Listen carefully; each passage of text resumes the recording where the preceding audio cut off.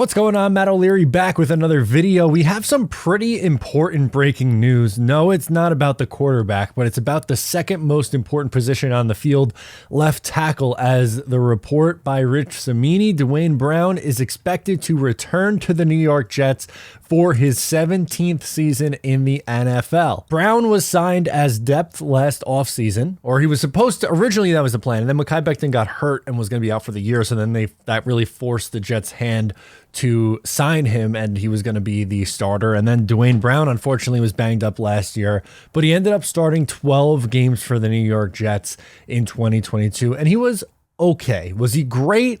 No. Was he bad? Also no. He was fine, I guess. In those 12 starts, he allowed 1 sack, 4 hits, 18 hurries, and 23 pressures. Again, he was okay, but it's not anything where like, oh my God, this guy saved the offensive line. The Jets' offensive line was pretty bad last year, especially after they lost Elijah Vera Tucker, but he wasn't necessarily a huge positive. Going into 2023, he has an $11.3 million cap hit. So that is a cap hit of someone who is going to play. That would be a very expensive backup.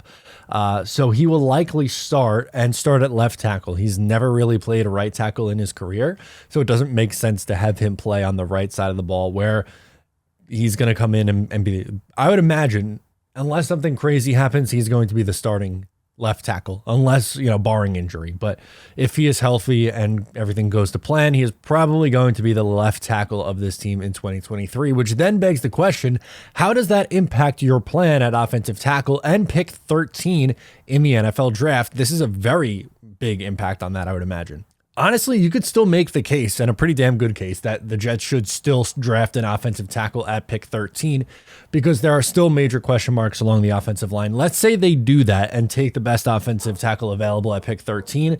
Then your offensive line would look like Brown, Tomlinson, a center, we don't know who that is, AVT, and the rookie with Becton and Max Mitchell both as backups and tackle depth beyond that. Now, we saw last year, unfortunately, how injuries could impact your offensive line, and the Jets run their like 4th or 5th tackles, so that doesn't necessarily mean that you'll never see Max Mitchell or Mekhi Becton. They're just not initially in a starting role. Plus, Duane Brown is 38 years old. He is not a long-term solution, so you can't just say, great, you have your left tackle, let's forget about the position, because, well, that's not really wise, because one, he can get hurt, which he was hurt last year. He's coming off a major surgery going into this year, and he's approaching 40 years old, so that is not a long-term fix. So if you have a tackle there that you like, I think I would still draft a tackle at pick 13, and then you have Becton and Mitchell as depth and not necessarily needed to start.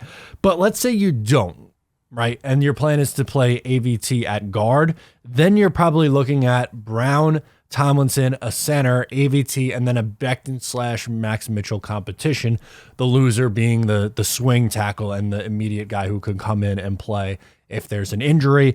Or you could do you're not drafting a tackle and you're going to play AVT at tackle, not guard. And then you'd go Brown, Tomlinson, a center, try to find a guard, whether that's trading back in the first round and taking Osiris Torrance from Florida, or just taking a mid-round swing on a guard, and you have AVT as your right tackle, and you still have Becton and Mitchell as your options there. That is probably my preferred plan my preferred plan in general, I would say, is still yes, draft an offensive tackle, but no, and start AVT at right tackle is relatively interesting, I would say. And then you can kind of just kick that tackle need down the line a little bit more.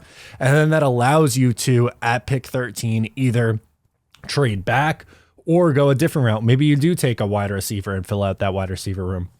Maybe you would be inclined to take a linebacker or a safety in that spot. I find it hard to believe that Robert Saleh would draft a linebacker or, be okay with drafting a linebacker in the first round. But let's face it, I didn't think Robert Saleh would want to draft a cornerback in the first round, but if the right one is there, they could pull the trigger on something like that. Maybe it is Branch coming out of Alabama. I know his combine wasn't necessarily great, but maybe that's someone that you'd want to draft in the first round. You could focus on the defensive side of the ball, and you don't necessarily have to focus on offense. Would they take a double or triple down and take an edge and then potentially cut or move on from Carl Lawson? That's something that's obviously on the table and something that they can do. But this opens up a lot of different opportunities, because before that, if Brown was going to retire, then you were pretty much locked into drafting an offensive tackle. I still think they should take an offensive tackle at pick 13, but I'm willing to have the conversation about not taking one a little bit more than I was, a few minutes ago before this news came out, because no Brown means very, very, very little depth. And then you're basically praying Mekhi Becton stays healthy at left tackle and an inexperienced Max Mitchell goes to right tackle, or AVT, or whoever you want to do it. But this is pretty big news. Duane Brown will be back with the New York Jets in 2023. Let me know your thoughts in the comment section. Thank you so much for hanging out with me today. I'm Matt O'Leary. I'll catch you next time.